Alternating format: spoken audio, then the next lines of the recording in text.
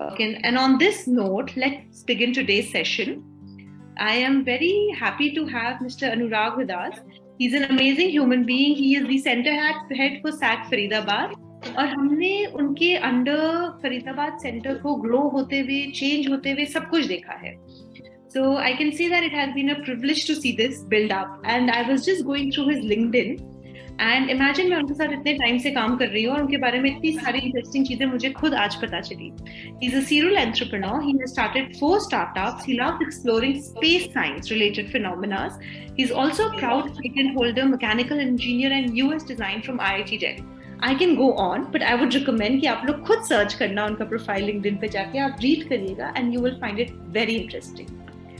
So, sir, over to you for Ideakriti Day 2 session value proposition. Students, please अपना camera on करिए. Keep it interactive. Mute रखिएगा अपने आप को और जब कोई इंपॉर्टेंट बात होगी तो या तो अनम्यूट करिएगा या प्लीज हैंड रेज करिएगा. Thank you.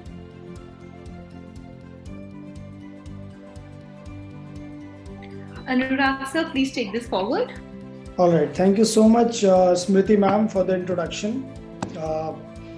All right. So you guys can get an idea कि I'm already an entrepreneur. So जो भी आज session होगा, it will be coming directly from my experience. Okay. I'll try my best to share my experience and someone can get benefit out of it. अगर आप में से किसी को benefit होता है इस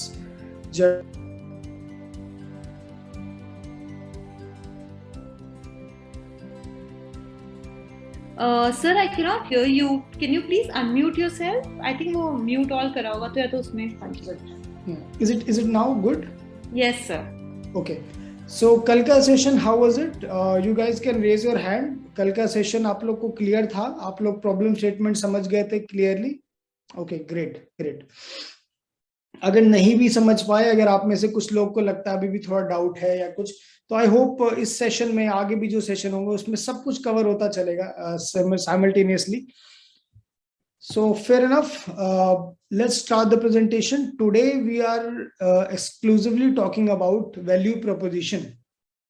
ओके, प्रॉब्लम स्टेटमेंट जानना बहुत जरूरी है अपने स्टार्टअप के लिए, क्योंकि तभी जाके आप किसी को भी बता पाओगे कि आप किस चीज में काम कर रहे हो, आप किस चीज में काम करना चाहते हो. लेकिन वैल्यू प्रोपोजिशन जो है वो उससे भी इंपॉर्टेंट एक सेगमेंट है. मतलब पहले प्रॉब्लम स्टेटमेंट फाइंड आउट करिए, उसके बाद वैल्यू प्रोपोजिशन आता है. वो बहुत इंपॉर्टेंट टॉपिक है और क्यों है ये आपको अभी पता चल जाएगा थोड़ी देर में. So let's start with the practical example. ठीक है, कुछ प्रैक्टिकल एग्जांपल से शुरू कर लेते हैं. जैसे मान लीजिए आप कुछ सामान लेने जाते हैं, ठीक है, या आप लेट्स सपोज अपने प्रोजेक्ट को सबमिट करने जाते हैं, क्योंकि आप सब स्टूडेंट है तो ज्यादा अच्छा समझ पाएंगे. आप लोग का कोई अच्छा, खुशी ने हैंड रेज किया है. गाइस, हैंड रेज तभी करना जब आपको कोई क्वेश्चन पूछना हो मुझसे, क्योंकि उस केस में मैं रुक जाऊंगा बीच में. I will ask questions. Okay, alright. So let's suppose आप एक स्टूडेंट है और आपको अपना एक असाइनमेंट को सबमिट करने जाना है, राइट. सो आप असाइनमेंट बनाने से पहले ये जानोगे कि किस चीज में असाइनमेंट बनाना है. That is a problem statement. And उसके बेसिस पे आप एक असाइनमेंट क्रिएट करोगे. असाइनमेंट क्रिएट करने के बाद टीचर आपके असाइनमेंट को देखे या नहीं देखे, उसके लिए आप जो भी चीजें करोगे, that is a value proposition. आप एक ऐसी वैल्यू ऐड करोगे उस प्रेजेंटेशन में जिसकी वजह से आपके आइडिया को लोग देखें. जैसे कहने का मतलब है कि आप सुबह तैयार होके अपने कॉलेज में आते हो, तो वो तैयार होना जो है that is a value proposition. आप अपने लिए एक वैल्यू ऐड कर रहे हो लोगों के लिए कि लोग आपसे मिले तो सही, लोग आपसे बात तो करें. तो जो भी आइडियाकृति में हम सिखा रहे हैं आपको, that is not only adding value to your business stats, but also adding value to your own personal life. ये सब कुछ सिमिलर है, सब कुछ सेम ही है, राइट. सो जितने भी लोग बिजनेस करेंगे आगे जाके या करना चाहेंगे, उनकी लाइफ भी इम्पैक्ट होगी इस डिसीजन से. फाइन, सब एग्री करते हैं इस बात से? Everyone agrees? Okay, thank you. And if you guys can switch on your videos, that will be very very good for me. मेरे लिए बहुत अच्छा रहेगा पर्सनली, क्योंकि मुझे ऐसी आदत है लोगों से बात करने का, उनको देखने का, है ना. Thank you so much. मेरे को दिख रहा है काफी लोगों ने ऑन किए वीडियो. मुझे बहुत अच्छा लगता है जब लोग मुझसे वैसे बात कर सकते हैं. Very nice. And this will give you one more advantage, let me tell you that. अगर आप कभी किसी इन्वेस्टर को पिच करते हो ना, तो वो कभी भी आपको बोल देता है कि लेट्स हैव अ कॉल। हम भी जब IIT दिल्ली में थे, तो मैं सीढ़ियों पे एक बार चल रहा था, बस I was going to my classes, और मुझे अचानक से इन्वेस्टर का मैसेज आता है कि अभी कॉल करनी है 10 मिनट में। और 10 मिनट में मैंने कैसे सीढ़ियों पे बैठ के लैपटॉप ऑन करके एकदम से किया है मैंने अपने आप को prepare. That is what startup all about, always ready for any type of advantage, right? Great guys, thank you so much for lot of videos. ठीक है, let me share my screen and show you कि value proposition है क्या। ठीक है, I hope आपको idea मिल गया होगा कि आप जिस तरीके से अपने आप को प्रेजेंट करते हो वो एक वैल्यू प्रोपोजिशन है, वो एक वैल्यू दिखाने का तरीका है। तो आप अपने, हाँ प्लीज म्यूट कर लीजिए सीमा जी, आई थिंक आपका माइक ऑन रह गया। ओके, हाँ ठीक है। So considering coming back to the startup pitch, आप चाहे सर्विस बेस्ड स्टार्टअप हो चाहे प्रोडक्ट बेस्ड स्टार्टअप हो, किसी भी सेंस में आपका एक प्रोडक्ट होगा, वो प्रोडक्ट को आपने बनाया होगा, उस प्रोसेस को आपने बनाया होगा, और बनाने के बाद उसी चीज को आप किसी को दिखाएंगे, चाहे वो आपका क्लाइंट क्यों ना हो, चाहे वो इन्वेस्टर क्यों ना हो, चाहे वो आपका टीम मेंबर क्यों ना हो। जब आप उस चीज को दिखाओगे तो उसके लिए आपको सबसे पहले जरूरत होगी प्रेजेंटेबल होने की, एक प्रेजेंटेबल चीजें दिखाने की, जिससे कि कोई लोग समझ पाए। अदरवाइज तो आपका बनाया हुआ प्रोडक्ट आपके हिसाब से पूरा क्लियर है, आप बिल्कुल क्लियर है कि आपने क्या बनाया है, you are very much sure. मेरे पास स्टार्टअप आते हैं, they show me everything, they know very much, but जब वो मुझे बताते हैं तो बहुत कहानियां बनाने लग जाते हैं, start telling me stories.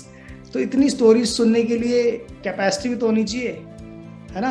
Investor के पास इतनी मेमोरी स्टोरेज नहीं होगी, लेट सपोज, तो कैसे सुनेंगे इन्वेस्टर आपकी पूरी बातें? इसलिए there is the term called value proposition. इस वैल्यू प्रोपोजिशन को आज जो इस सेशन में समझ जाएगा वो ये 100% समझ जाएगा कि अपने आप को प्रेजेंटेबल कैसे रखना है। ठीक है, चलिए let's coming back to the slides. मैं कुछ स्लाइड शेयर कर देता हूं आपके साथ सो दैट हम और क्लियर हो जाए कि ये है क्या। I hope my screen is visible. Yes sir, someone confirm is visible. हाँ ठीक है, जस्ट अ सेकेंड।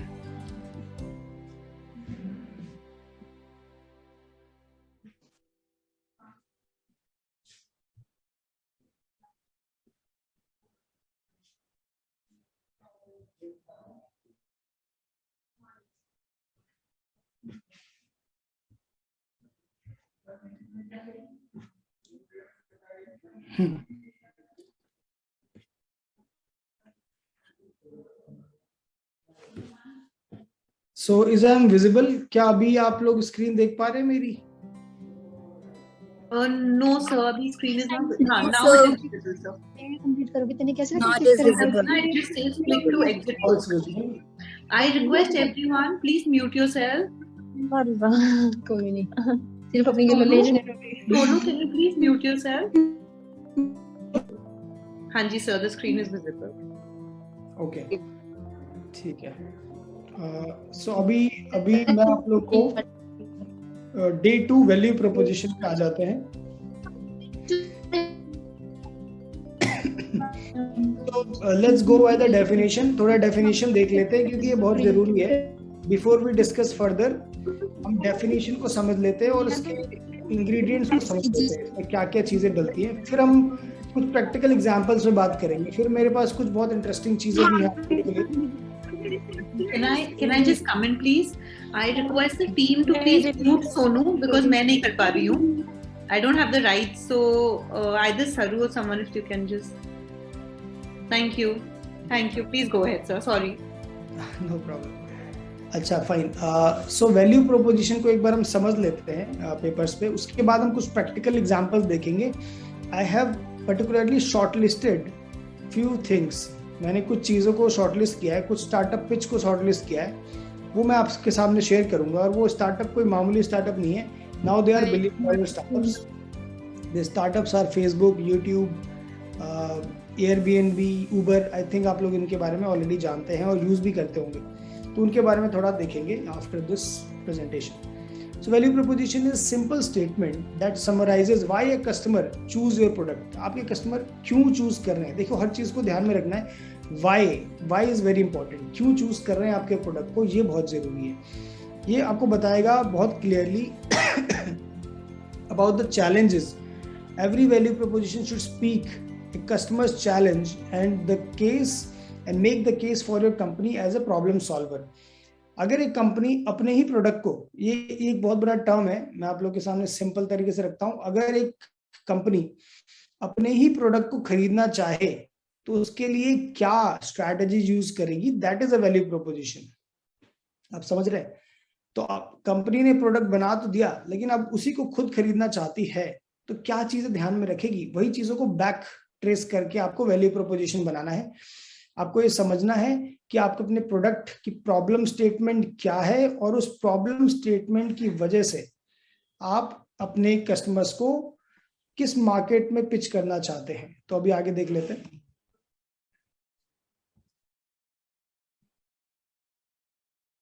तो कुछ okay, I have some examples जो कि अभी मैं ब्रीफली दिखा रहा हूं. आगे चल के मैं इनकी पूरी पिच डेक दिखा दूंगा आप लोग को, जिसके बेसिस पे इनको फंडिंग मिली थी एक्चुअली में. तो अभी पहले ब्रीफ में समझ लेते हैं. तो उबर ने जब अपनी प्रेजेंटेशन दी थी इन्वेस्टर्स को, तो उबर ने यही कहा था. पूरा क्लियर दिख रहा है आप लोग को? यस सर, क्लियरली विजिबल है. ठीक है.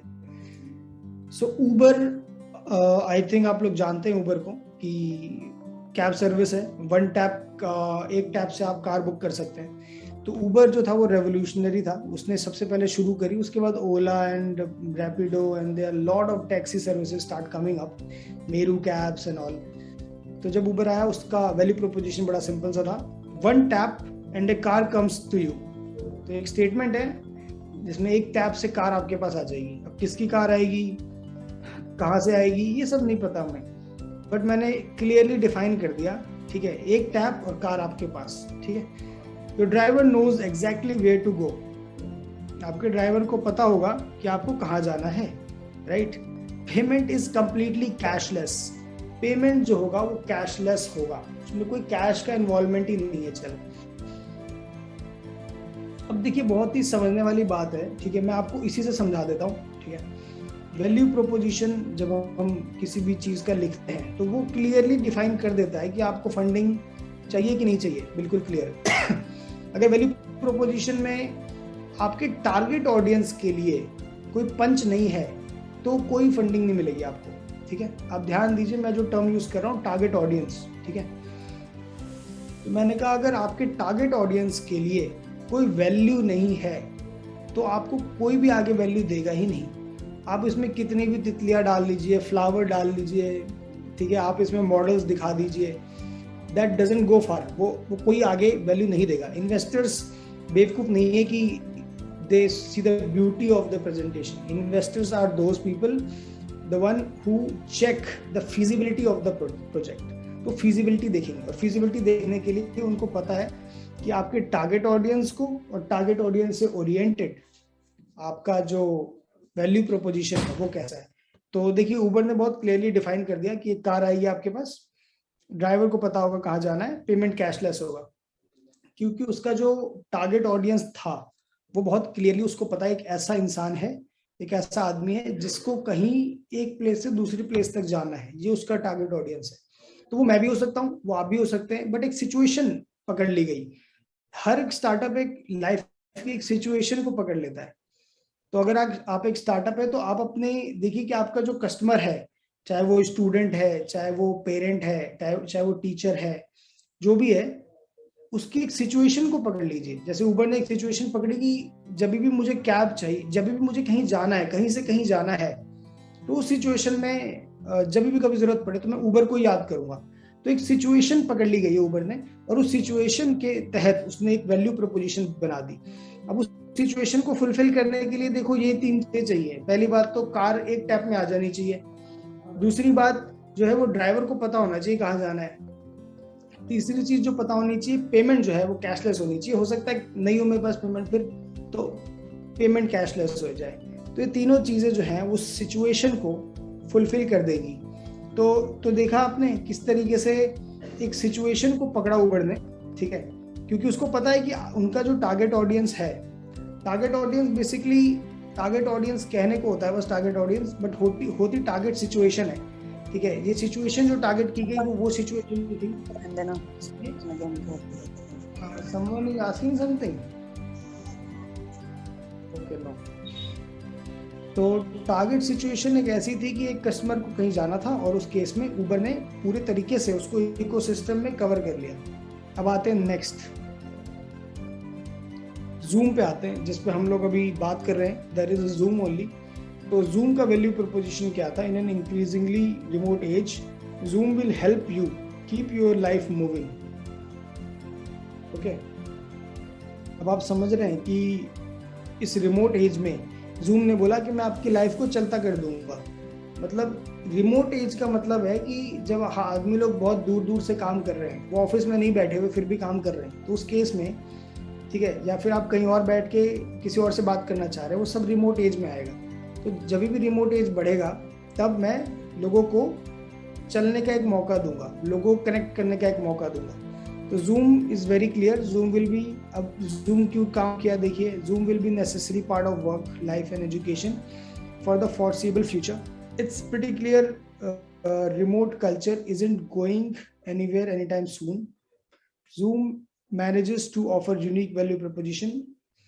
Example, by focusing on social proof for students, work from home employees, families and more. Zoom को क्लियर था कि लोग जो है कनेक्ट करना पसंद करते हैं एक दूसरे से। तो इसमें क्लियर नहीं लिखा हुआ स्लाइड में, बट मैं आप लोगों को क्लियरली थोड़ा डेमोन्स्ट्रेट करने की कोशिश करता हूँ। जूम को ये पता चल गया कि लोग जो है वो कनेक्ट करना चाहते हैं एक दूसरे से, लेकिन वीडियो कॉलिंग एक ऐसा एकमात्र तरीका है जिसमें वो ज्यादातर लोगों को कंफर्टेबल फील होता है, कनेक्शन फील होता है जब वो वीडियो में देख लेते हैं एक दूसरे को। ऑडियो में भी इतना फील नहीं होता, मैसेज में भी इतना कनेक्शन फील नहीं होता। तो video call is the only motive behind zoom. अब जूम ने एक सिचुएशन चूज कर ली। सिचुएशन क्या है कि मुझे किसी से कनेक्ट करना है, मुझे किसी से फेस टू फेस मिलना है, लेकिन हम लोग दोनों बहुत दूर बैठे हैं। तो जूम ने बोला कि I will create this value proposition here. इस सिचुएशन में मैं वैल्यू प्रोपोजिशन क्रिएट करता हूँ। मैं एक ऐसी प्लेटफॉर्म क्रिएट करता हूँ जिसमें जब भी आपको फेस टू फेस बात करनी हो, आप एक टैप में उस पर्सन से फेस टू फेस बात कर सकते हैं वीडियो कॉल पे, जो कि बहुत सिंपल हो गया, क्योंकि पहले इतना सिंपल तरीके से इंटीग्रेशन किसी भी प्लेटफॉर्म का नहीं था। जूम ने बहुत इजीली उसको इंटीग्रेट कर दिया। That is how zoom come into the picture. उस समय ऐसी बात नहीं, और भी प्लेटफॉर्म हुआ करते थे, MS टीम्स हुआ करता था, और किसी को कोई याद आ रहा है, any one of you remember कि उस समय जूम के अलावा भी कोई प्लेटफॉर्म हुआ करता था जब जूम मार्केट में था? कोई बोलना चाहेगा कुछ? आप चैट पे लिख सकते हो बाय द वे, जिससे मुझे पता चल जाए कि जूम के अलावा भी उस समय कोई प्लेटफॉर्म हुआ करता था।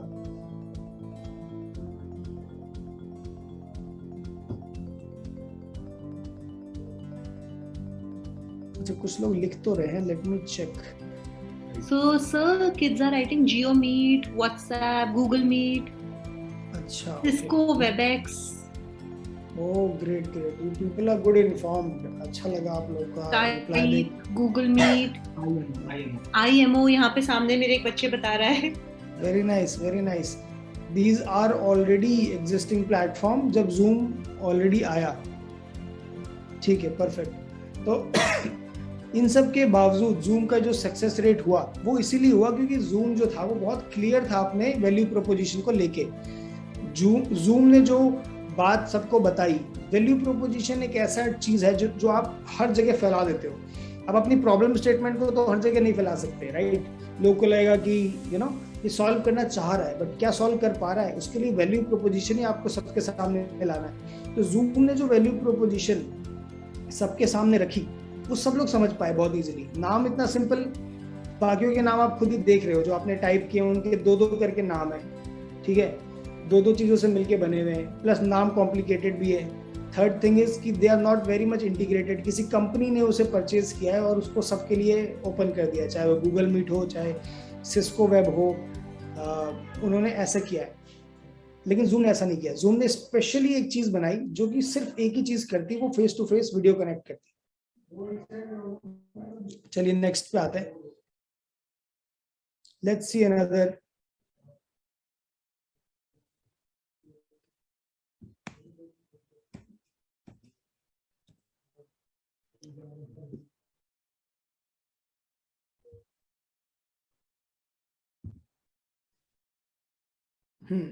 अच्छा 1090 को स्किप कर लेते हैं.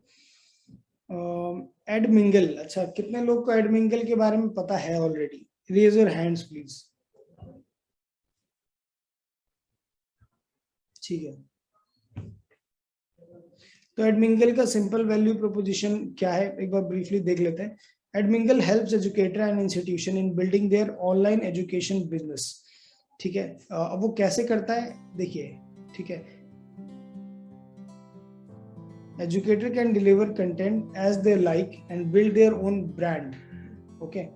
Edmingle is simply a facilitator and takes the tech burden of teacher and institution. Okay, that's great. They have hybrid model. They assist both online and offline teaching. That's good. Institutions having multiple branches across the country and handling operation through a single platform. Now it gives a flexibility to partner with any corporate and franchisee.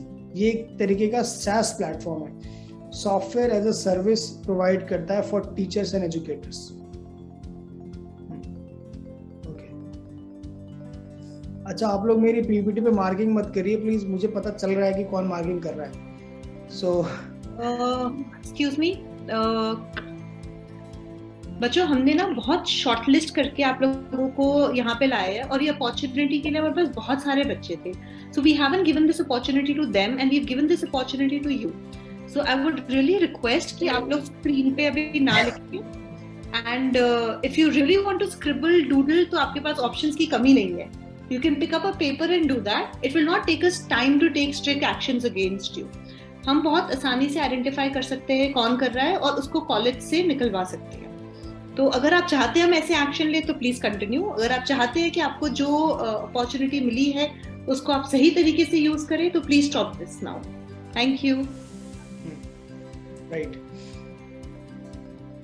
देखिए, अगर आप लोग already एक $1 billion startup है तो उस case में आप लोग स्किप कर सकते हैं टॉक. मेरे को फिर जरूरत ही नहीं है आप लोगों से बात करने की. बट अगर आप लोग नहीं है तो प्लीज ध्यान दीजिए एंड लर्न समथिंग न्यू. आप लोग कुछ नया सीख जाइए, ये आपके लिए बहुत जरूरी है. अभी से 20 मिनट और रहते हैं टॉक के. ठीक है. आई थिंक आपके कॉलेज के लेक्चर से तो काफी इम्पोर्टेंट होगा ये टॉक, राइट? कितने लोग मानते हैं बात कि कॉलेज के लेक्चर से इम्पोर्टेंट है ये सारी टॉक्स? ओके, ठीक है. So why is your story so important? देखिए, मैं जब भी टॉक देने जाता हूँ स्टार्टअप्स को या फिर मैं इंस्टीट्यूशंस में जाता हूँ तो मैं एक ही चीज बोलता हूँ कि story telling is the one and only art that if you can master it, you will become the best in the industry. Storytelling ही सब कुछ ही है. आपके प्रोडक्ट को तो हम बाद में देखेंगे, पहले स्टोरी तो अच्छे से सुनाओ. और स्टोरी सुनाने के लिए प्रॉब्लम स्टेटमेंट और वैल्यू प्रोपोजिशन बहुत जरूरी है. ठीक है. तो अब मैं आप लोगों से थोड़ा Q&A कर लेता हूँ बिफोर आई गो फर्दर, है ना? Let's do Q&A before we go further. देखिए, वैल्यू प्रोपोजिशन आप लोगों ने देख लिया, आपने कुछ 3 स्टार्टअप्स में देख ही लिया है कि कैसे हो रहा है. तो आप में से कोई बताना चाहेगा मुझे कि जब कंपनीज वैल्यू प्रोपोजिशन बनाती होंगी तो क्या चीजें ध्यान में रखती होगी? What all things they keep in mind while making it? Sir, target audience. अच्छा, अपना नाम बोल दीजिए प्लीज, मेरे को थोड़ा अच्छा लगेगा कि मेरे को पता है कौन बोल रहा है. माय नेम इज लक्ष्य. Okay okay sir, target audience की भी हमारी ऑडियंस कौन सी, जो हमारा प्रोडक्ट है वो किन लोगों तक हमें पहुंचाना है या हमारी सर्विस जो किन लोगों तक हमें पहुंचानी है. बिल्कुल, बहुत इंपॉर्टेंट पॉइंट बोला आपने. टारगेट ऑडियंस हमें पता होनी चाहिए. ओके, सेकंड, 2 लोगों ने हाथ. मैं सर, या प्लीज नाम बताइए. सर, आई एम प्रकृति from Faridabad and the company considered customers' needs and wants to make the value proposition. Oh, customer need and wants. Oh, good. कहाँ से पढ़ा आपने? Actually, sir, in 12th class. 12th class. Wow, very good. May I? Very good point. Yes, Prachi. Sir, I am Prachi from Gurgaon. So, sir, value addition में हम लोग quality सबसे ज़्यादा quality and packaging, क्योंकि packaging sir customer को सबसे ज़्यादा attract करती है, एंड उसमें अगर हम बेस्ट क्वालिटी प्रोवाइड करेंगे तो कस्टमर हमारे अलावा कहीं और नहीं जाएगा. अच्छा, क्वालिटी एंड पैकेजिंग बोला आपने? Yes sir. अच्छा, ठीक है, क्वालिटी एंड पैकेजिंग, ठीक है, good point. I mean value proposition में अगर आपकी क्वालिटी पता लग जाए किसी तरीके से तो उससे अच्छी बात क्या हो सकती है. पैकेजिंग ठीक है, मार्केटिंग के पर्सपेक्टिव में ले लेते हैं पैकेजिंग को भी. और एनीवन एल्स? सर मे आई? यस सिमरन जी, बताओ. सर प्राइस भी ध्यान में रखते हैं. प्राइस, अच्छा. वैल्यू प्रोपोजिशन में प्राइस को भी ध्यान में रखना है कि अगर आपका प्राइस बहुत ही कम है तो बिल्कुल सामने रखिए सबके सामने कि मेरा प्राइस तो सबसे कम है. ठीक है, गुड पॉइंट. सर मे आई? सर सेटिस्फैक्शन जरूरी है. सेटिस्फैक्शन बहुत जरूरी है कि आपके सर्विस के बाद कस्टमर को क्या सेटिस्फैक्शन मिलेगा, ये बहुत जरूरी है. नेक्स्ट सर, ऐसी चीज जो आपको कॉम्पिटिटर से डिफरेंट रखती हो, differentiating factor from the differentiator. अच्छा, क्या डिफरेंट है आप में? हाँ, ठीक है, ओके. एनीथिंग एल्स इसके अलावा और कुछ? जो लोग शर्मा रहे हैं, मतलब बोल नहीं पा रहे, वो कमेंट पे लिख दो, कोई बात नहीं. बोथ इज इक्वल, एक ही बात है. बट पार्टिसिपेट सबको करना है, ठीक है. जो भी इस कॉल में है, everyone has to participate to my questions. चलिए, अब हम बात कर लेते हैं वैल्यू प्रोपोजिशन की. देखिए, ऐसे तो बहुत कुछ है ध्यान में रखने के लिए, है ना. जैसे आप लोगों ने खुद ही मेरे को 10 पॉइंट लगभग बता ही दिए हैं, और कुछ लोग लिख भी बहुत अच्छा रहे हैं कि एडवर्टीजमेंट है, यूएसपी है, ठीक है, प्रॉफिट कैसे है, बहुत सही पॉइंट्स हैं. लेकिन देखिए, यहीं पे डिफरेंशिएटर आता है, जो अगर आप पूरी कॉल सुनेंगे ध्यान से तो आपको पता चलेगा कि मुझे क्या करना है. अदरवाइज आपको लगेगा कि हाँ सर ने बता तो दिया value proposition, now cut the call, चलो मैं खुद कर लूंगा. तो ऐसे लोग आधा ही इन्फॉर्मेशन ले जाते हैं, राइट. तो अभी तक हमने जो वैल्यू प्रोपोजिशन की बात की थी वो तो था कि एक ओवरऑल टर्म में वैल्यू प्रोपोजिशन क्या है. बट अब आपके लिए वो वैल्यू प्रोपोजिशन क्या है, that is the actual question. आपके अपने स्टार्टअप के लिए, या आपके अपने आइडिया के लिए, या आपके अपनी लाइफ के लिए वो क्या वैल्यू है और उसको आप कैसे शो करोगे, ये सबसे इंपॉर्टेंट क्वेश्चन. तो चलिए, आप लोगों के पास क्लियर है अपने प्रॉब्लम स्टेटमेंट्स? आप लोगों ने जो भी आइडिया सोचा होगा या जो सोचेंगे उसका प्रॉब्लम स्टेटमेंट क्लियर रखना है पहले तो, कि आप किस प्रॉब्लम पे काम करेंगे. उस प्रॉब्लम वो डेफिनेटली प्रॉब्लम किसी ऑडियंस की होगी तो वो टारगेट ऑडियंस बन जाएगी. वो जो ऑडियंस जिनकी वो प्रॉब्लम को आप सॉल्व कर रहे हो वो आपकी टारगेट ऑडियंस बन जाएगी. अब आपको सारा गेम इसी टारगेट ऑडियंस के अराउंड बिल्ड करना है. अब चाहे लेट्स सपोज, मैं आपको एक फनी एग्जांपल दे देता हूँ. लेट्स सपोज आपको अपनी टीचर से अच्छा ग्रेड चाहिए, ठीक है. तो आपकी टारगेट ऑडियंस कौन सी है? टीचर है, बहुत ही क्लियर. टीचर है आपकी टारगेट ऑडियंस. अब टारगेट ऑडियंस है तो उसके लिए अब आप एक प्रॉपरली वो बनाएंगे कि आप कैसे अच्छे मार्क्स गेन कर सकते हैं. इसके बहुत सारे पॉइंटर्स बनाएंगे, तभी तो आप गेन कर पाएंगे ना. अगर आपने बीच में प्रिंसिपल को इंक्लूड कर लिया टारगेट ऑडियंस में तो क्या बेनिफिट होगा? इससे नहीं होगा बेनिफिट, क्योंकि प्रिंसिपल आपकी टारगेट ऑडियंस नहीं है. टीचर ही आपकी टारगेट ऑडियंस है. प्रिंसिपल के थ्रू आप जा सकते हैं, लेकिन टारगेट ऑडियंस आपकी टीचर ही रहेगी यहाँ पे. तो टारगेट ऑडियंस क्लियरली डिफाइन कर लीजिए. अब टारगेट ऑडियंस डिफाइन करने के बाद देखिए, अब आपको बहुत ही सिंपल से कुछ सवाल अपने आप से पूछने हैं, और उसके बाद जो भी आंसर आता है उसको ग्राफ से या पॉइंट से आप अपने पीपीटी में डाल दीजिए, या उसकी वीडियो बना दीजिए, ठीक है, या उसको बहुत ही अच्छे और शॉर्ट वर्ड्स में लिख दीजिए, तो आपका वैल्यू प्रोपोजिशन बन जाएगा. तो अलग अलग स्टार्टअप इसको अलग अलग तरीके से करते हैं. कुछ लोग इसको 4-5 स्लाइड में लिखते हैं, कुछ लोग इसकी वीडियो बनाते हैं. तो अलग अलग तरीके, ठीक है. सबसे पहले आपको देखना है कि आप अपने कस्टमर को, क्योंकि टारगेट ऑडियंस पता लग गया तो कस्टमर पता लग गया है. टारगेट सिचुएशन क्या है आपके उस कस्टमर के लिए. अब टीचर अगर आपकी टारगेट ऑडियंस थी तो टीचर को आप किस सिचुएशन में सर्व करोगे. क्या क्लास के बीच में आप टीचर के पास जाके बोलोगे कि भाई मेरे मार्क्स ठीक करिए, या फिर क्या फ्री टाइम में जाएंगे, या फिर तब जाएंगे जब स्पेशली मार्क्स के लिए एक पीरियड या फिर एक टीचर पेरेंट मीटिंग बुलाई जाए, वो आपके ऊपर है। तो आपको ऐसी सिचुएशन ढूंढनी है जिस सिचुएशन में आप अपने वैल्यू को सर्व करोगे अपने टारगेट ऑडियंस को, ठीक है। तो सिचुएशन ढूंढना है। अब सिचुएशन के हिसाब से सिचुएशन आपको आ गया, अब आपको लिखना क्या है कि क्या बेनिफिट, अगर वो कस्टमर, अगर वो टारगेट ऑडियंस आपका सर्विस या आपका प्रोडक्ट यूज करता है तो उसको क्या बेनिफिट मिलेगा वहाँ पे। जैसे उबर ने साफ साफ लिखा था कि एक टैप में कैब अवेलेबल कर दूंगा मैं, है ना। तो बेनिफिट क्या मिला उसको कि convenient cab option on single tap, एक ही टैप में कार का आ जाना मेरे पास। इसको हिंदी में लिख दीजिए, इंग्लिश में लिख दीजिए, both ways are acceptable, but आपको इसको लिखना है, बस आपको डिफाइन करना है उसको। कुछ लोग इसको पिक्चर में भी डिफाइन कर सकते हैं। मैं भी आपको कुछ पिक्चर डेक दिखाने वाला हूँ जिसमें ओयो या फिर फेसबुक ने इसको पिक्चर की तरह से कितने अच्छे से डिफाइन कर दिया है। एक छोटा सा पिक्चर और बता देगा कि कैसे हुआ है। तो आपके कस्टमर को क्या बेनिफिट मिल रहा है वो बहुत जरूरी है। उसके बाद किसी ने लिखा था कस्टमर की नीड एंड वांट्स, किसी ने मुझे बताया था। तो कस्टमर की नीड एंड वांट्स जो है, ठीक है, वो डेफिनेटली लिखनी पड़ेगी, तभी तो आप कस्टमर को अट्रैक्ट करोगे ना। तो इसमें सिर्फ कस्टमर ही नहीं आता है। देखिए ये आपका जो पीपीटी है या आपकी जो पिच डेक बनेगी वो सिर्फ कस्टमर पे नहीं जाएगी, वो जाएगी एक इन्वेस्टर के पास, वो आपके मेंटर के पास जाएगी, वो आपके टीम मेंबर्स के पास जाएगी। तो इसीलिए सबके नीड्स और वांट्स को आपको ध्यान में रखते हुए वैल्यू बताना है कि मेरी वैल्यू है क्या, ताकि जब वो पढ़ें आपकी वैल्यू वो एकदम क्लियर हो जाए कि अच्छा ये 4-5 वैल्यूज हैं जिसकी वजह से कंपनी आगे बढ़ेगी, ठीक है। तो इसीलिए कभी भी, हाँ एक बहुत इंपॉर्टेंट चीज है कि कुछ लोग पूछ सकते हैं मेरे से यहाँ पे कि अब जैसे कस्टमर भी है, एम्प्लॉय भी है और मेंटर है, इन्वेस्टर है, तो सबकी नीड्स तो अलग अलग होंगी, राइट। सबको अलग अलग चीजें पसंद होंगी, तो मैं किसके बारे में बोलूं ज्यादा। ऐसा आपको लग रहा है क्वेश्चन वैलिड है कि किसके बारे में मैं ज्यादा दिखाऊं, क्योंकि है तो बहुत सारे लोग मेरे पास, मेरी टीम मेंबर्स हैं, उनको सैलरी हाइक चाहिए, मेरे कस्टमर है उनको कम पैसों में प्रोडक्ट चाहिए, मेरे इन्वेस्टर है जिनको ज्यादा से ज्यादा रिटर्न चाहिए, मतलब 10 रुपए लगाते हैं तो 20 रुपए मांगते हैं। तो हर एक स्टेक होल्डर्स का, जिन लोगों जो भी आपके साथ जुड़े हैं, पार्टनर कह लो या एसोसिएट्स है, उन सबका एक अलग डिमांड है। तो आप किसकी डिमांड को वैल्यू प्रोपोजिशन में कवर करोगे।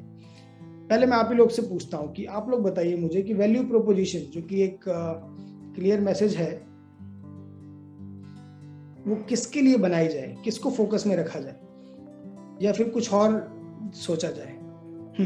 कोई आंसर देना चाहेगा इसका।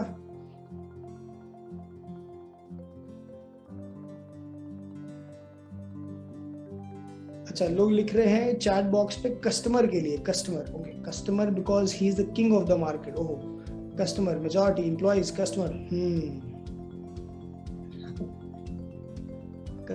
कस्टमर सभी ने कस्टमर ही लिख दिया। ऐसा क्यों हो गया भाई?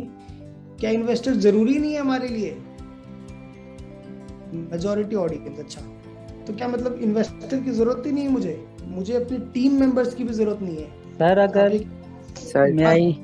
हाँ देते हैं, बताइए सर। अगर हम कस्टमर को डायरेक्ट टारगेट करते हैं तो सर उससे शायद थोड़ा बेनिफिट सर ज़्यादा लॉन्ग टर्म के लिए नहीं होगा। अगर हम इन्वेस्टर को साथ लेकर के आते हैं तो सर उनके पास कुछ टेक्निक्स वगैरह होती हैं ऑडियंस को टारगेट करने के, तो सर हम इन्वेस्टर को ज़्यादा प्रेफरेंस करेंगे क्योंकि सर इन्वेस्टर पहले से मार्केट में इन्वॉल्व होते हैं।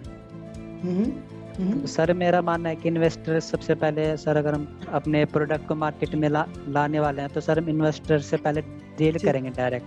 सर कस्टमर तो सर मिलते ही है सर। तो जिन लोगों ने कस्टमर लिखा है वो अगर अपना जवाब बदलना चाहे, फ्लिप द क्वेश्चन का यूज करना चाहे तो कर दीजिए प्लीज, फ्लिप द आंसर, कुछ ऐसा। तो फ्लिप करना चाहे तो कर दीजिए, आप अपने आंसर को बदल के इन्वेस्टर लिख सकते हैं। आफ्टर आदित्य ने जो भी बोला, अगर आपको लगता है कि नहीं कस्टमर से ज्यादा तो इन्वेस्टर जरूरी है तो आप चेंज कर दीजिए उसे। चलिए, आई एम स्टिल वेटिंग कि आप लोग क्या लिखते हैं चैट बॉक्स में। सबको पार्टिसिपेट करना है, राइट? तो चैट बॉक्स खोलिए और लिखिए।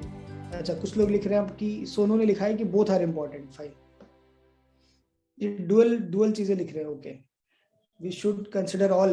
अच्छा, क्वेश्चन मैं रिपीट कर दूं? अच्छा, क्वेश्चन तो भाई साहब सिंपल सा ये है कि जब वैल्यू प्रोपोजिशन हम बनाएं तो सबसे पहले ध्यान हम किस चीज में दें, कस्टमर पे दें, इन्वेस्टर पे दें, मेंटर पे दें या टीम पे दें, किसको दिखाएं अपनी वैल्यू।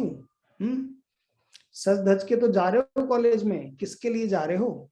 क्या कोई कॉलीग है, कोई गर्लफ्रेंड है, कोई टीचर है या आपका कोई दोस्त है? क्या वैल्यू क्या है, किसको दिखाना चाहते हो?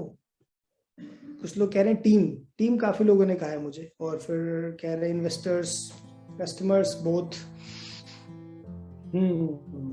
ठीक है, फाइन। तो after listening to all the things सबका डिफरेंस आंसर है सर। सबका डिफरेंस, बिल्कुल बिल्कुल, मैं भी कंफ्यूज कर दिया आपने मुझे लेकिन आई एम वेरी सर आप ही क्लियर कर दो। ठीक है, ठीक है, मैं अच्छा, कुछ ने कोई मेहताब जीत कौर है, उन्होंने कहा 50% क्लाइंट, 30% टीम, 20% इन्वेस्टर। अरे वाह, क्या बात है, मतलब इतनी रिसर्च करने के बाद आप लोग लाते हो, बहुत अच्छा लगा मुझे, वेरी नाइस।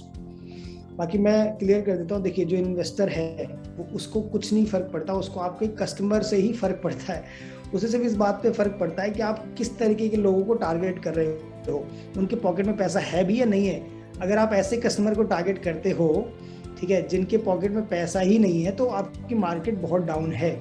उस केस में इन्वेस्टर ज्यादा इंटरेस्ट नहीं लेगा, अनलेस एंड अनटिल कोई बहुत स्पेसिफिक इन्वेस्टर है जिसका कोई पेन पॉइंट है उस एरिया में, वही इंटरेस्ट लेगा। तो इन्वेस्टर को भी क्या फर्क पड़ता है, कस्टमर पे, कि आप कैसे कस्टमर को टारगेट कर रहे हो। तो डेफिनेटली इन्वेस्टर तो गायब ही हो गया पिक्चर से, क्योंकि इन्वेस्टर को फर्क पड़ता है सिर्फ आपके कस्टमर, क्वालिटी ऑफ कस्टमर से, वो भी कस्टमर पे आ जाता है, टीम पे आ जाता है। चलो अब देखिए, टीम है, टीम सैलरी पे काम करती है, आप सबको पता है। आप अगर फाउंडर बनते हैं कल को जाके, तो आप अपने टीम को सैलरी तो दोगे ना, और क्या दोगे, सैलरी दोगे, पैसे दोगे। तो उसके लिए ठीक है, कुछ लोगों ने बड़ा कमेंट लिखा, वो मैं आराम से पढ़ता हूँ। तो जब आप सैलरी दोगे कस्टमर को, ठीक है, सॉरी, जब आप सैलरी दोगे अपने टीम मेंबर को, तो टीम मेंबर तो सिर्फ यही देखेगा ना कि आप सैलरी के साथ साथ कितनी छुट्टियां दे रहे हो, छुट्टियों के बाद आपका बिहेवियर कैसा है, क्या आप बहुत एग्रेसिव बॉस हो, या आप स्वीट बॉस हो, या आप अंडरस्टैंडिंग बॉस हो, आपका नेचर डिपेंड करता है। तो ये तो बहुत सारी चीजें हो गई। तो टीम को एक तरीके से फर्क सिर्फ इस बात पे पड़ता है कि आपका जो ऑडियंस है या आपका जो कस्टमर है वो किस सेगमेंट का कस्टमर है, और आप उसको कैसे बेनिफिट दे रहे हो। क्योंकि अल्टीमेटली वो एक टीम मेंबर भी तो आपका कस्टमर ही होगा ना। अगर उबर है तो उबर का टीम मेंबर जो है वो उसका कस्टमर होगा, तभी तो टीम मेंबर बनेगा ना। अगर वो यूज ही नहीं करता होगा उबर, उसके पास जेट प्लेन है और वो रहता है लेट्स सपोज सिलिकॉन वैली में, तो उसको क्या जरूरत है उबर की, उबर से प्लेन थोड़ी बुक होते हैं, तो उसको फर्क ही नहीं पड़ता। तो उबर कभी उसको एज ए एम्प्लॉय या अपने टीम मेंबर हायर भी नहीं करेगा। क्लियर है ना ये बात? तो इसीलिए आपके टीम मेंबर्स भी जो है वो आपके बेनिफिट्स देखेंगे कस्टमर को जो आप दे रहे हो। तो जवाब बहुत ही क्लियर है, this whole value proposition depend upon your target audience and the target situation for your customers, जो आपके कस्टमर हैं। अब कस्टमर, आपने देखा कस्टमर पे इतनी सारी बातें हो गई, तो कस्टमर कहाँ से आता है, व्हाट टाइप ऑफ कस्टमर, ठीक है, what type of customer you are targeting, ये बहुत जरूरी है कि किस टाइप का है, उसके पॉकेट में कितने पैसे हैं, क्या वो आपको दे पाएगा पैसे, ठीक है। आपका कस्टमर जो है वो डिजिटली कितना एक्टिव है, तो ही तो आपका डिजिटल ऐप यूज कर पाएगा, ठीक है। उसके बाद डिपेंड करता है आपके टारगेट ऑडियंस में कि जो आपका कस्टमर है उसकी एजुकेशन कैसी है, क्या वो एजुकेटेड है। अगर नहीं है तो आपको एजुकेट करना पड़ेगा अपने ऐप में, उसको थोड़ा सा समझाने के लिए अलग अलग चीजें यूज करनी पड़ेंगी। तो ऐसे करके बहुत सारी चीजें मोल्ड हो जाती है। चलिए अब एक काम करते हैं, let's see some practical example जो कि फंडेड स्टार्टअप्स हैं, उन्होंने वैल्यू प्रोपोजिशन को कैसे अपने इन्वेस्टर को दिखाया है। मुझे लगता है ये देखने से हमें और क्लियर हो जाएगा कि वैल्यू प्रोपोजिशन होती क्या है। फाइन, तो ये देखते हैं चलिए कि वैल्यू प्रोपोजिशन को बाकी लोगों ने, बाकी इन्वेस्टर्स, बाकी स्टार्टअप ने कैसे पिच किया है। तो चलिए ठीक है, पहले हम लोग शुरू करते हैं YouTube से। तो चलिए YouTube की इससे शुरू कर लेते हैं। देखिए मैंने आपके सामने पूरी वेबसाइट ही खोल दी है। ये वेबसाइट का नाम है slidebean.com। तो कल को आपको भी अगर जाके किसी की पिच डेक उठानी हो तो slidebean.com से उठा लीजिए, original and authenticated pitch deck मिलेगा आपको, ठीक है। चलिए, और इसको एक अच्छी बात क्या है स्लाइड बीन में कि आप इसमें इसी पिच डेक को यूज करके अपनी पिच डेक भी बना सकते हो। मतलब जो YouTube ने पिच डेक बनाई है उसी थीम का यूज करके आप अपनी पिच डेक भी बना सकते हो। कितनी अच्छी बात है। चलिए कोई बात नहीं, let's start with the first slide. तो ये देखिए, ये this is how YouTube is pitching. और YouTube ने जब अपने आप को सेल किया गूगल को, तब उसकी पिच कुछ ऐसी थी। देखिए, YouTube ने लिखा है सिंपल ब्रॉडकास्ट योरसेल्फ। ये भी एक तरीके का वैल्यू प्रोपोजिशन है। उन्होंने अपनी वैल्यू, जो भी टारगेट ऑडियंस को कैप्चर करना चाहते हैं उनके बारे में सीधा लिख दिया कि अपने आप को ब्रॉडकास्ट करो। बस यही एक सिंपल वन लाइन उनका जो है वैल्यू प्रोपोजिशन स्टेटमेंट है, ब्रॉडकास्ट योरसेल्फ। अब आते हैं कंपनी पर्पस पे। देखिए, इन्होंने लिखा है कंपनी पर्पस। इन्होंने लिखा है मेरा पर्पस क्या है, अपलोड, ब्राउज एंड शेयर। ठीक है, आप लोग देखते रहिएगा, बिकॉज मुझे लगता नहीं मैं सारी चीजें बताऊंगा आपको। आप खुद ही समझने की कोशिश करिए कि YouTube ने आखिर क्या पिच किया, और कोई डाउट है तो मुझसे पूछिए, that will be more beneficial. Problem, अब प्रॉब्लम स्टेटमेंट YouTube की क्या थी, चलिए वो देख लेते हैं। Video files are too large to email नहीं कर सकते आप बड़ी वीडियो फाइल को। Video files are too large to host भी नहीं कर सकते। चलो, no standardization of video file format. Video file format का कोई स्टैंडर्ड ही नहीं है। कोई फाइल किसी फॉर्मेट में बन रही है, कोई किसी फॉर्मेट में, कोई कहीं पड़ी है, कोई कहीं, कोई स्टैंडर्ड एक नहीं है। Videos exist as isolated file. Video जो है एक अलग तरीके की फाइल में पड़ी रहती है, वो पहले की बात है। चलो, अब तो फिर भी बहुत ऑर्गेनाइज हो चुकी है चीजें। तो YouTube ने ये प्रॉब्लम डिफाइन करी। अब इसका सॉल्यूशन देखिए कैसे निकालता है। ये कहता है कि customer upload their videos to YouTube take care of serving the content to million of viewers. आप अपने बस वीडियो को YouTube पे डाल दो, फिर छोड़ दो कैसा टाइप है क्या है वो मैं देख लूंगा। मैं कितने भी लोगों को दिखाना है, I will take care. YouTube video encoding backend converts uploaded video to flash video. Video जो आप YouTube पे वीडियो करते हो अपलोड, वो फ्लैश वीडियो में कन्वर्ट हो जाती है अपने आप। इसका मतलब कि अपने आप ही प्रीव्यू में वो GIF बन जाएगी, अपने आप दूसरे वेबसाइट पे वो शॉर्ट क्लिप चला देगा, वो ऑटोमेटिक हो जाएगा क्योंकि फ्लैश वीडियो बन चुकी है। YouTube provide a community that connect user to videos, user to users, videos to videos. YouTube ने बोला मैं कम्युनिटी बना देता हूँ वीडियो शेयरिंग प्लेटफॉर्म, जिसमें लोग आए, वीडियो देखें और शेयर करें, सिंपल, ताकि लोगों को वीडियो रखने की दिक्कत ही ना हो। वीडियो आओ, रखो और दूसरों के साथ शेयर करो, काम खत्म। मार्केट साइज, इन्होंने बता दिया कि हमारा जो मार्केट साइज है वो digital video recording technology is for the first time cheap enough to mass produce and integrate to existing customer product। इन्होंने अपने मार्केट साइज को प्रॉपर्ली डिफाइन किया। कंपटीशन में इन्होंने बताया कि देखिए YouTube की कंपटीशन में उन्होंने देखो क्या क्या लिखा है, जिसके नाम हम जानते भी नहीं होंगे शायद, कुछ चीजों के। R media, open media network, Google videos बहुत बड़ा कॉम्पिटिटर था उस समय YouTube का। उसके बाद पटफाइल, डेली मोशन, वीमो, ये तो अभी भी कॉम्पिटिटर्स हैं YouTube के, लेकिन अब तो उसका कोई आपको पता ही है, nowhere they stand closer. Product development में इन्होंने बताया कि मैं पहले कम्युनिटी, उसके बाद open architecture, then target vertical market with the need of video content, then feature currently in development. अच्छा, इन्होंने कहा कि कुछ फीचर में अभी डेवलपमेंट में हूँ, अभी फाइनल भी नहीं है। देख रहे हो कितने आसानी से इन्होंने लिखा है कि पूरा कंप्लीट भी नहीं है मेरा अभी प्लेटफॉर्म। सेल्स डिस्ट्रीब्यूशन के लिए उन्होंने बोला कि मैं एडवर्टीजमेंट करूंगा, लोगों से प्रीमियम चार्ज करूंगा और act as a for pay distribution channel. अगर किसी को अपने वीडियो को बेचना हो तो उसके लिए मैं बेचने का नेटवर्क बनाऊंगा और प्रीमियम कंटेंट के लिए चार्ज करूंगा। यही थी कुछ टीम, आई थिंक आप लोग जानते ही होंगे इनको। फिर उन्होंने कुछ मैट्रिक्स दिखाए हैं, और कुछ दिखाने की जरूरत थी नहीं YouTube को, तो उन्होंने बस ये दिखा दिया कि भाई हमने इस दिन लॉन्च किया और उसके बाद हमें क्या क्या प्रॉफिट हुआ, हमने कैसे अपने आप को लॉन्च करने के बाद क्या क्या स्टैट्स आए। वो इस पीपीटी में शेयर नहीं है, I think because of YouTube उन्होंने रिमूव करवा दिया होगा। चलिए नेक्स्ट स्लाइड को देखते हैं, इसको हटा देते हैं। एयरबीएनबी कितने लोग जानते हैं? आप लोग एयरबीएनबी के बारे में जानते हैं? ठीक है, तो एयरबीएनबी की पिच डेक देख लेते हैं, एक बार ब्रीफ में देख लेते हैं, बहुत शॉर्ट में देख लेते हैं, हमारे पास टाइम बहुत कम है। लेकिन मेरा फेवरेट है एयरबीएनबी, उसका पिच बहुत फेवरेट है मेरे लिए। मैं आपको बताता हूँ क्यों, क्योंकि एयरबीएनबी ने देखिए जो कलर यूज किया है लोगो में, वही कलर यूज किया है टेक्स्ट में, जबकि कलर बहुत अच्छा नहीं है. Colour is a red colour which is not considered a good colour for writing in pitch deck, but इन्होंने पूरा पीपीटी ही पिच डेक रेड कलर से किया है. Book rooms with local rather than hotels, इन्होंने सिंपली बोल दिया कि hotel में जाओ ही मत, लोकल के साथ रहो. प्रॉब्लम सिंपल था कि प्राइस जो है वो कंसर्न है, बहुत बड़ा प्राइस अमाउंट होता है होटल का. होटल जो होता है वो hotel leave you disconnected from the city and its culture, अपने कल्चर से दूर कर देता है आपको.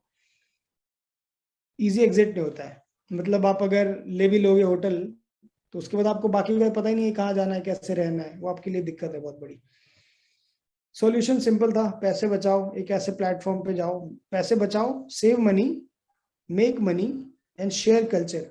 पैसे बचाओ, पैसे कमाओ और अपने कल्चर को शेयर करो.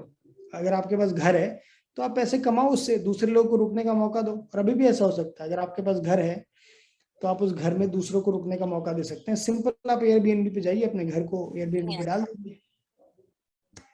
यस, इन्होंने अपनी मार्केट वैल्यूएशन लिखी है, फिर मार्केट साइज लिखा है, फिर अपने प्रोडक्ट को थोड़ा इलाबोरेट किया है कि मेरा प्रोडक्ट कुछ ऐसा दिखता है. कोई एक्स्ट्रा काम नहीं किया इन्होंने, अपना ही स्क्रीनशॉट उठा के डाल दिया, उसके बाद दिखा दिया कि भाई ऐसे करके रेटिंग्स भी पता लग जाएंगे आपको, जाओ बुक कर लो, खत्म. ठीक है. फिर बिजनेस मॉडल समझा दिया इन्होंने कि हम 10% कमीशन देंगे, हम 10% कमीशन लेंगे हर ट्रांजेक्शन में, चाहे कितनी भी फीस हो किसी की. कोई 10,000 का रूम भी है तो मैं 10% ही लूंगा. उसके बाद मार्केट अडेप्टेशन बताया इसने कि कैसे पार्टनरशिप करूंगा मैं ट्रैवल कंपनी से, इवेंट कंपनी से, कैसे कैसे चलूंगा मैं. फिर कंपटीशन में इसने बताया कि किस तरह के कॉम्पिटिशन है इनके पास. देखो कितने अच्छे तरीके से कॉम्पिटिशन को इन्होंने एक टेबल में बनाया. अब यही सब चीजें तो वैल्यू प्रोपोजिशन को इजी बनाती हैं. आपका जो वैल्यू है उसको समझाने के लिए आप ग्राफ बनाएं, आप इमेज यूज करें, कलर यूज करें, इससे बेस्ट क्या हो सकता है. कॉम्पिटिटिव एडवांटेज बता रहे हैं कि भाई 3 क्लिक के अंदर बुकिंग हो जाएगी, फर्स्ट टू मार्केट होएगा आपका. ठीक है, इजी टू यूज है बहुत ज्यादा, एक बार लिस्टिंग करनी है. ब्रांडिंग एंड डिजाइनिंग हम देख लेंगे वेबसाइट पे, है ना. फिर टीम, 3 लोगों की टीम, 4 लोगों की टीम, ऐसे टीम होती है इनकी. उसके बाद बस that's it. Let's close this Airbnb. Uber पे एक बार आ जाते हैं, बहुत ही ब्रीफ में डिस्कस कर लेते हैं उबर को भी. हाँ, नेक्स्ट जनरेशन कैब सर्विसेज. इन्होंने सिंपल बोला है कि प्रॉब्लम जो है, most use ageing and inefficient technology, hailing is done by hand और फोन, मतलब फोन या हाथ से आपको बुलाना पड़ता है, कोई जीपीएस ट्रैकिंग ही नहीं है कि भाई कहाँ है कैब आपकी. तो उस प्रॉब्लम को सॉल्व करने के लिए इन्होंने बोला कि अब सिंपल सा एक तरीका है, अब आप लोग आइए और टैक्सी मोनोपोलिस को खत्म कर दीजिए, क्योंकि अब आपकी टैक्सी बची नहीं, अब आपकी कार ही टैक्सी है. चलिए ठीक है, ये आप लोग बाद में जाके देख सकते हैं. मेरे पास एक और स्लाइड थी टेस्ला की, चलिए देख ही लेते हैं. टेस्ला को तो देख ही लेना चाहिए. टेस्ला की इन्वेस्टर प्रेजेंटेशन है. ये रहे टेस्ला के सारे लोग, अब देख सकते हो कितनी बड़ी टीम है. एंड ये एक बहुत बड़ा सक्सेस पॉइंट है कि जितनी बड़ी टीम उतना ही ज्यादा इन्वेस्टर का अटेंशन आपके पास रहेगा. छोटी टीम होगी तो उतना ही कम अटेंशन रहेगा. इन्होंने बताया कि इंजीनियरिंग टीम की ग्रोथ कैसे हुई, इन्होंने कुछ नहीं बताया. ये बता रहे हैं कि इंजीनियरिंग टीम कैसे बढ़ती गई हर क्वार्टर. फिर ये बताते हैं कि अच्छा, इन्होंने बताया किस तरीके से इन्होंने पार्टनरशिप की है अलग अलग कंपनीज के साथ, क्या इन्वेस्टमेंट रही है इनकी. बहुत ही अलग टाइप की प्रेजेंटेशन है इन लोगों की. इन्होंने दिखाया कितनी जगहों में ऑलरेडी इनके स्टोर्स है, बहुत सारे स्टोर्स का 8 मिलियन ड्रिवन, इतनी गाड़ी ऑलरेडी चला चुके हैं लोग यहाँ पे. अब इन्होंने बताया कि 1% शेयर होल्ड कर रहा है पूरे, मतलब पूरे ग्लोबल प्रीमियम ग्लोबल मार्केट में 1% लोग यूज कर रहे हैं टेस्ला सिर्फ, लेकिन उसकी अपनी क्लास है. फीचर बताया, परफॉर्मेंस बताया, उसके बाद अपने मॉडल को कंपेयर किया, क्वार्टर बेसिस पे कितना रेवेन्यू जनरेट कर रही है. उसके बाद इन्होंने ये तक बताया कि आपकी चीज़ में क्या रेवोल्यूशन लेके आए हैं, हर साल क्या क्या चेंजेस कर रहे हैं. ठीक है, किस तरीके से असेंबली यूनिट, देखो ये बहुत जरूरी था कि बताना कि मेरी असेंबली यूनिट कितनी फास्ट है, मतलब मैं एक, अगर मेरे पे फंडिंग मिलती है तो मैं कितनी फैसिलिटी प्रोड्यूस कर सकता हूँ तुरंत। तो इन्होंने पूरा अपनी फैसिलिटी दिखा दी कि मैं, ये सारी फैसिलिटी हमारी खुद की है, हमने किसी और पे डिपेंडेंट नहीं है, हम खुद की कार खुद ही बना रहे हैं। पूरा अच्छे से डिफाइन किया हुआ है इसको। और आपने अगर प्रेजेंटेशन देखी भी है टेस्ला की तो आपको ऑलरेडी पता होगा कि किस तरीके से, हाँ, किस तरीके से टेस्ला जो है अपनी फैसिलिटीज को, अपने यूनिट्स को सबसे ज्यादा दिखाता है लोगों को, जो कि दूसरे कंपनी नहीं दिखाते क्योंकि उनके पास है ही नहीं। जो चीज है वही तो दिखाओगे। So this is the whole proposition, this is the whole topic coverage of value proposition. ठीक है, अब now the mic is open to everyone of you. आपके जो भी क्वेश्चन है, इट्स बेटर कि आप लिख दें ताकि मैं उनको पढ़ के उनका जवाब दे दूं। अगर आप लोग डायरेक्टली भी पूछना चाहते हैं तो that's fine, you can ask me the questions. तो मैं एक एक करके जो लोगों ने क्वेश्चन पूछा है उनसे शुरू कर देता हूँ। तो सोनू कृष्णा ने मेरे से पूछा है कि I want to provide good moral education, धार्मिक education to children, then what will be my target audience. अच्छा, तो ये बोलना चाहते हैं कि मैं गुड मॉरल और धार्मिक एजुकेशन बनाना चाहता हूँ बच्चों के लिए। देखिए, आपका जो टारगेट ऑडियंस है इन सब चीजों के लिए obviously age group of childrens है, कुछ एज के बच्चे होंगे, राइट। छोटे, आपने लिखा है कि गुड मॉरल और धार्मिक एजुकेशन देना है, तो आप किस एज से शुरू करना चाहते हैं ये आपको सोचना होगा सोनू, कि आप या तो इसको 6th क्लास से शुरू करना चाहते हैं या 3rd क्लास ऑनवर्ड शुरू करना चाहते हैं। ठीक है, तो वो आपको ध्यान देना है कि आप किस सेगमेंट में प्ले करना चाहते हैं।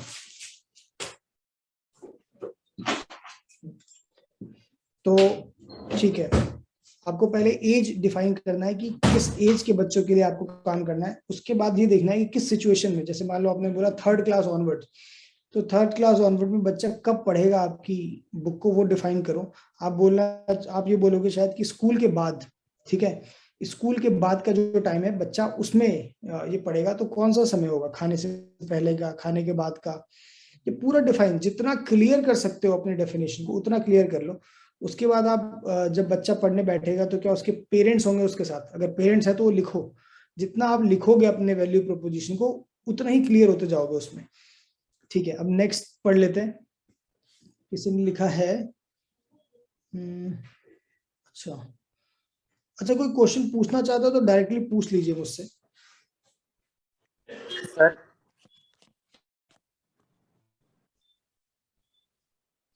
हाँ, यस प्लीज बोलिए। सर, टारगेट ऑडियंस एक से ज्यादा भी हो सकती है? हाँ, बिल्कुल हो सकती है, बिल्कुल हो सकती है, क्यों नहीं हो सकती। लाइक सर, जैसे कि अगर हम किन्हीं वर्कर्स की हेल्प ले रहे हैं या हम उनका भी लिविंग इंप्रूव कर रहे हैं, और दूसरी तरफ ऐसे जो लोग होते हैं जिनको वर्कर्स की जरूरत होती है और उनको हम उन वर्कर्स तक एक कम्युनिकेशन गैप जो है वो प्रोवाइड कर रहे हैं, तो सर लाइक जिस इसमें हमारी जो टारगेट ऑडियंस है वो वर्कर्स भी हो गए हैं और जो लोग जिनको उनकी जरूरत है वो भी हो गई है। ठीक है, बिल्कुल सही बात है, वो हो गई है ना, आपकी टारगेट ऑडियंस क्लियर हो चुकी है। अब ये समझ लो कि आपको टारगेट ऑडियंस को क्या दिखाना है, उनको बेनिफिट क्या दिखाना है। जैसे आप टारगेट ऑडियंस को बेनिफिट दिखाओगे, क्या बेनिफिट दिखाओगे, चलो आप इसे पूछ लेता हूँ, what benefit you will give to your target audience. Sir, जो वर्कर्स है सर, हम उन्हें इंश्योरेंस प्रोवाइड कर सकते हैं, जिनके पास काम खाली रह जाते हैं उनको हम एग्जैक्ट जो काम उनको चाहिए वो दिलवा सकते हैं। नहीं, मैंने आपसे बेनिफिट पूछा है, आप काम बता रहे हो। इंश्योरेंस प्रोवाइड करना एक बेनिफिट नहीं है, एक काम है। बेनिफिट क्या है? आप जो इंश्योरेंस प्रोवाइड करोगे चीप रेट में करोगे या कन्वीनियंटली करोगे या एक सिंगल टैप पे करोगे, ये बताओ आप मुझे। लाइक सर, अगर वो जो वर्कर्स है वो हमारे साथ जुड़ते हैं तो सर हम उनकी एक जो रिस्क पॉलिसी है कि भी अगर आपको हम साथ काम कर रहे हो, अगर ऑन द वर्क स्पॉट अगर कुछ भी हो जाता है तो जो भी सारा कुछ बियरिंग है वो हम प्रोवाइड करेंगे, उस सेंस में एक इंश्योरेंस। तो इसको एक लाइन में कैसे बोलोगे? Sir, we'll provide the risk कि सर हम उन्हें जो भी एक्सीडेंटल जो क्लेम होगा वो विदाउट एनी कॉस्ट प्रोवाइड करेंगे। एक्सीडेंटल क्लेम जो होगा विदाउट एनी कॉस्ट प्रोवाइड करोगे, वेरी गुड। तो ये आपका एक बेनिफिट हो गया। ऐसे करके आप 5 बेनिफिट और डिराइव करो। ऐसे कस्टमर के लिए 5 और बेनिफिट क्या है वो आप लिखो उसको, that is your value proposition only. वो आपका वैल्यू प्रोपोजिशन बन गया ऑलरेडी। ठीक है? Okay sir, thank you. बहुत सिंपल है, कोई बहुत बहुत बड़ा साइंस नहीं है इसमें, इसीलिए मैंने इसको समझाने के लिए बहुत सारे पीपीटीज यूज कर लिए ताकि आप लोग देख के समझ पाओ। ठीक है, अभी किसी का क्वेश्चन है सिमरन का, is it possible to open a cab option same as the Uber but only for women's and women staff only? क्यों नहीं पॉसिबल है? दुनिया में हर चीज पॉसिबल है, पहली बात तो। ठीक है, बट मैं फिर भी आपको ये बताना चाहूंगा, अगर आप ये करोगे तो आपकी टारगेट ऑडियंस सिर्फ विमेन हो जाएगी। तो उबर का टारगेट ऑडियंस था हर एक ऐसा इंसान जिसको कहीं से कहीं पहुंचना है। आप में वही चीज कट शॉर्ट होके विमेन आ गई, एक ऐसी लेडी जिसको कहीं से कहीं पहुंचना है, वो आपकी टारगेट ऑडियंस हो गई। तो बिल्कुल सही, बहुत लेडीज है दुनिया में, उन सबके लिए काम आ जाएगा।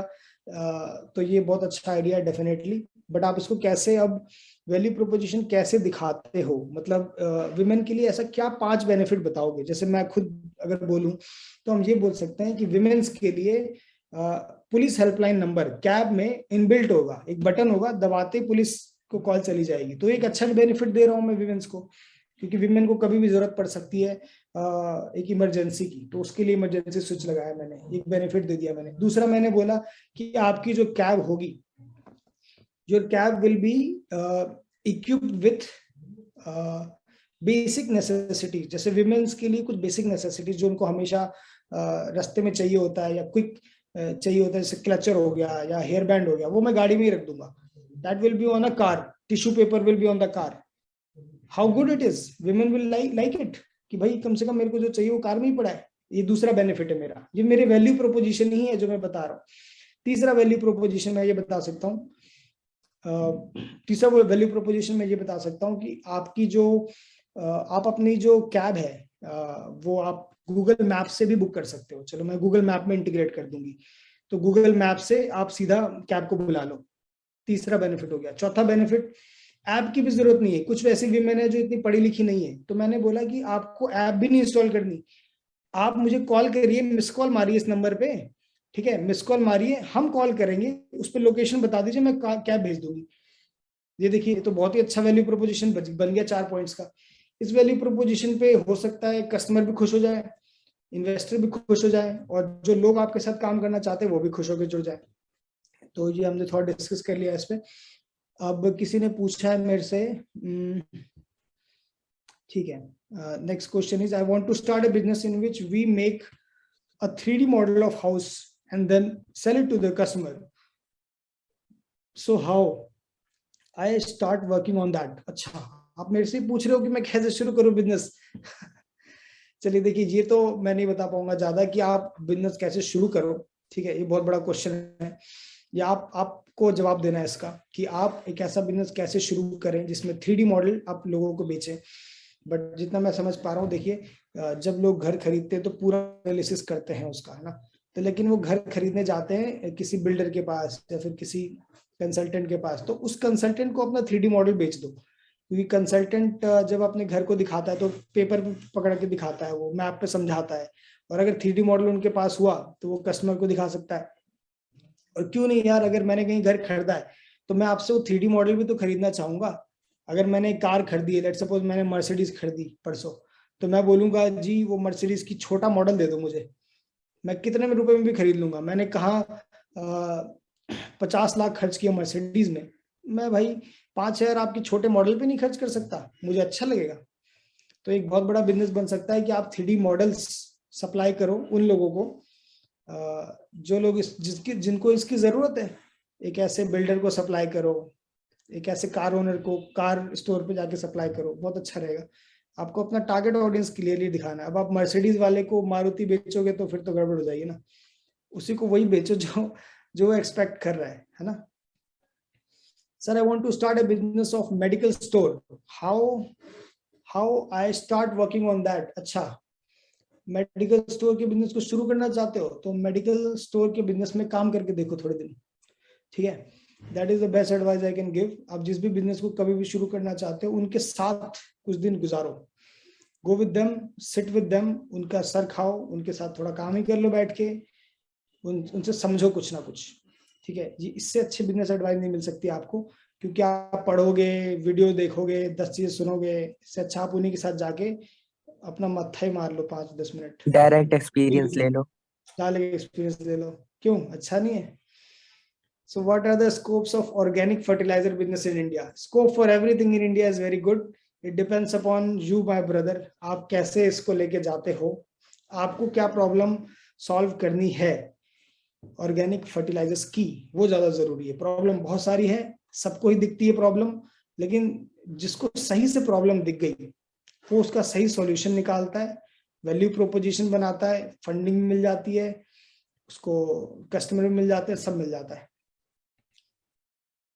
Sir I only ask to you beginner point not process. अच्छा, मैं कुछ मिस कर गया शायद. मंजीत जी आप कुछ दोबारा पूछना चाहेंगे? अच्छा, मंजीत का क्वेश्चन था कि how I want to start a business of medical store. अच्छा, बिगनिंग पॉइंट पूछना चाहते थे. ठीक है, तो बिगनिंग पॉइंट में यही था कि आप सबसे पहले तो लाइसेंस के लिए अप्लाई कर दीजिए, है ना, once you get a licence, क्योंकि मेडिकल स्टोर है, कोई और चीज तो है नहीं. तो सबसे इंपॉर्टेंट है कि आपकी अथॉरिटी, आप कितने ऑथेंटिक है मार्केट में, वो बहुत जरूरी है. तो उसके लिए आप सबसे पहले एक अथॉरिटी बिल्ड करिए, मतलब सर्टिफिकेट ले लीजिए, अच्छे नर्सेस को ले लीजिए, या फिर अच्छे सेल्स पर्सन को ले लीजिए जो थोड़ा सा जानते हो मेडिकल के लिए, और एक अच्छी जगह स्टोर ले लीजिए. अच्छी जगह का मतलब है जहाँ पे आसपास डॉक्टर हो, क्योंकि डॉक्टर ही तो प्रेस्क्रिप्शन लिखेगा, उसी पे तो दवाई दोगे. तो पूरा देखो वही सिचुएशन क्रिएट करने वाली बात है कि आप ये समझ गए कि मेडिकल स्टोर में आएगा जो, उसके पास प्रेस्क्रिप्शन होगी. देखो जितना क्लियरली मैं डिफाइन करूंगा अपनी ऑडियंस, उतना क्लियर हो जाऊंगा मैं. जैसे मैंने डिफाइन क्या किया कि मेडिकल स्टोर खोलने के लिए जो मेरे टारगेट ऑडियंस होंगे वो कैसे कैसे आएंगे. देखो, एक पहले आदमी वो आएंगे जो प्रिस्क्रिप्शन लेके आएंगे, स्लिप लेके आएंगे. स्लिप कौन देगा? डॉक्टर. दूसरा टारगेट ऑडियंस कौन होगा? दूसरा टारगेट ऑडियंस वो होगा जो कोई ना कोई तरीके का इंजरी फेस कर रहा होगा. मान लो चोट लग गई, एक्सीडेंट हो गई, तो ही आएगा ना. तो इसका मतलब गलियों में तो नहीं खोल सकते आप दुकान भाई. जिसको चोट लगी है वो गलियों में तो नहीं जाएगा आपसे दुकान में आपसे दवाई लेने, वो तो आपसे बीच में ही लेगा ना, कहीं मेन रोड में ही तो लेगा. वो आएगा ऑटो से. कोई पेशेंट है मान लो, तो एम्बुलेंस से आएगा, ऑटो से आएगा. ये तीसरा कस्टमर बता रहा हूँ मैं. तीसरा कस्टमर वो होगा जो आपके लिए ऑटो में या एम्बुलेंस में आएगा आपसे कुछ दवाइयाँ लेने, या फिर कार में आ जाएगा. तो आपको मेन रोड पे ही अपना मेडिकल स्टोर खड़ा करना है. तो देखिए 3 ऑडियंस की मैंने बातें करी हैं, और अगर मैंने क्लियरली तीनों को विजुअलाइज कर लिया है तो मेरे को पता लग गया है कि 3 बेनिफिट क्या बताने हैं और कहाँ पे स्टोर खोलनी, ये भी मैं क्लियर हो चुका हूँ. सिर्फ ये पता लगा के कि मेरी ऑडियंस कैसी थी, मैंने सब पता लगा लिया. राइट, ठीक है. How to start a centre for yoga classes. देखिए, हाउ टू स्टार्ट वाले क्वेश्चंस का ना मेरे पास डायरेक्ट आंसर नहीं है, बिकॉज क्योंकि how to start I don't know. ठीक है, ये आपको खुद आंसर करना है, लेकिन फिर भी मैं कुछ सजेशन दे सकता हूँ आपको कि आप योगा सेंटर कैसे शुरू करो. चलो आप में से ही पूछ लेता हूँ. योगा सेंटर शुरू करने के लिए कोई ऐसे 3 टारगेट ऑडियंस आप लोग मुझे बताइए, जो तरीके के लोग आपके पास आएंगे, उसके बेसिस पे हम पूरा पता लगा लेते हैं कि कैसा वैल्यू प्रोपोजिशन होगा.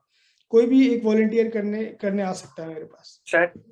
हाँ, लक्ष्य है. यस सर, ऐसी बहुत सारी डिजीजेस होती है जो कि एलोपैथी से या फिर जो हम मेडिसिन लेते हैं उनसे जल्दी ठीक नहीं हो सकती, जैसे रेस्पिरेटरी जो डिजीजेस होती है. बट एक minute, let be very clear लक्ष्य, हम सिर्फ इस बात पे बात करते हैं कि योगा सेंटर में जो ऑडियंस आएंगी वो किस किस प्रकार की होंगी, बस टाइप्स पे डिस्कस कर लेते. तो पहली बताओ मुझे. फर्स्ट. सर मैं आए. Yes please. Fitness freaks and those people who have mental stress. चलो, फिटनेस फ्रीक्स जो है वो आएंगे आपके योगा सेंटर में. ठीक है. सेकंड आएंगे, किसी ने लिखा है कि ऑलरेडी हेल्थ ट्रेनर्स लोग आएंगे. ठीक है. और old age people sir, old age womens. Old age womens. ठीक है, ओल्ड एज वुमेन्स आएंगे क्योंकि उनको बहुत सारी प्रॉब्लम्स होती हैं, तो योगा बहुत ज्यादा ज्वाइन करते हैं वो लोग. ठीक है, ओल्ड एज वुमेन्स. और सर जो इंटरेस्टेड होंगे योगा में वो भी आएंगे. नहीं, इंटरेस्टेड तो होंगे, वो आएंगे ही, बट वो कैसे दिखते होंगे, वो कहाँ से आते होंगे, ये जानना है मुझे. सर जिन्हें वेट लूज करना हो नेचुरल प्रोसेस से. हाँ ठीक है, गुड एग्जाम्पल. वेट लूज वाले. ठीक है, वो बहुत आते हैं.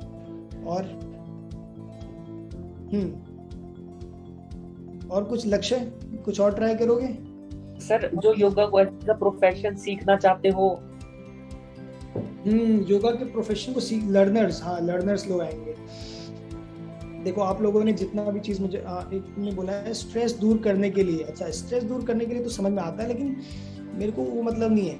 मेरे को ये कि वो कैसे दिखते होंगे, मतलब स्ट्रेस दूर करने वाले लोग क्या, जैसे आपने बताया मेरे को वेट लूज करने वाले मोटे होंगे, आपने बताया ओल्ड एज विमेन, तो वो भी मेरे को विजुलाइज हो रहा है, आपने बताया लर्नर्स आएंगे, वो भी विजुलाइज हो रहा है, आपने कहा फिटनेस फ्रीक होंगे तो बॉडी होगी, जिम विम जाते होंगे, तो बिल्कुल क्लियर है मुझे 4 पॉइंट्स।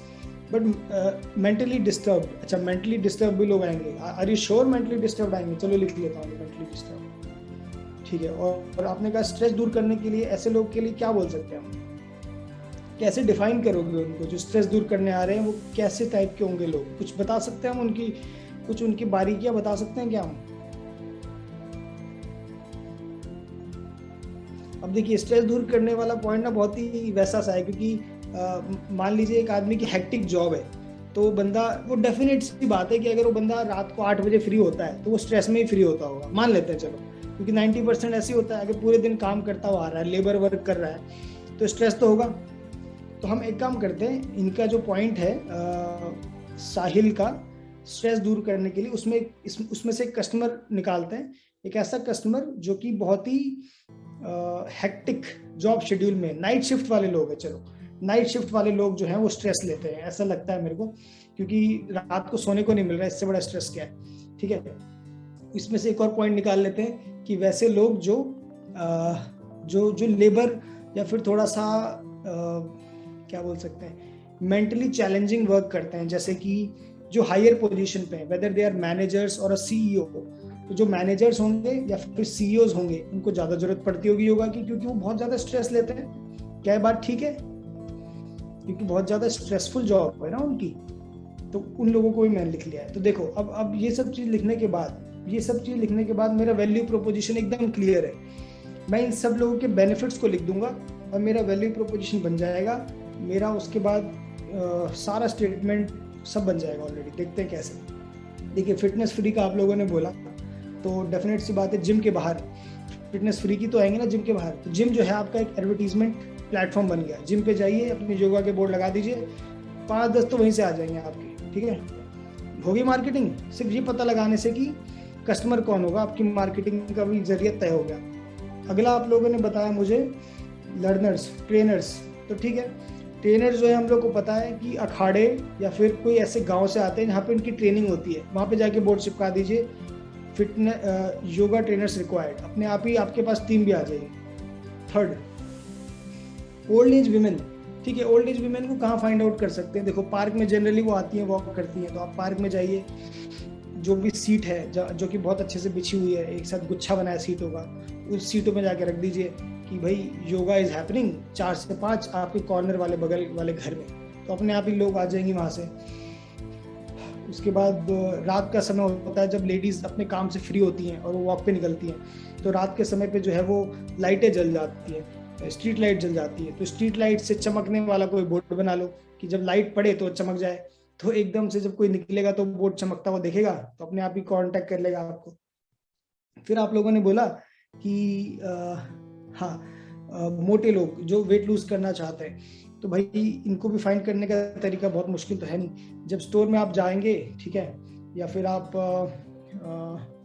फैट लोगों को कहाँ फाइंड आउट करोगे, जरा मुझे बता सकते हैं आप लोग? वेयर विल यू फाइंड अच्छे फूड प्लेसेस पे सर। हाँ, वेरी वेरी गुड, क्या बात है लक्ष्य।